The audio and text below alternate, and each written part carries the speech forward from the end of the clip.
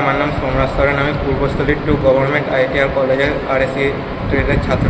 আমি রানা, আমি Purbasthali 2 government ITI কলেজের RSC ট্রেডের ছাত্র। নমস্কার, আমি অরূপ হাজরা, আমি গভর্নমেন্ট ITI RSC ডিপার্টমেন্টের ছাত্র। একটা সিঙ্গেল ডোর রেফ্রিজারেন্ট বানিয়েছি।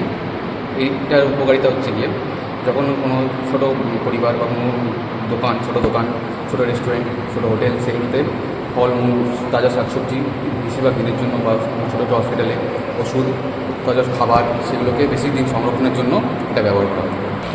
আমরা প্রথমে রেফ্রিজারেন্টটিতে কম্প্রেসারে গ্যাস চার্জ করেছি। গ্যাস চার্জ করার পর কম্প্রেসার আস্তে আস্তে সেটাকে সংকুচিত করে বাড়াবে কন্ডেন্সার থেকে গ্যাসটি চলে যাবে ক্যাপিলারি টিউব থেকে সেটা যাবে ইভাপোরেটারে। ইভাপোরেটার হচ্ছে এমন জায়গা যেখানে আমাদের খাবার দাবার সমস্ত ওষুধপত্র সেগুলো এখানে রাখা হয়, যেটা ঠান্ডা অবস্থায় থাকে। ফ্রিজটা এবার চালিয়ে দেখাচ্ছি। এবং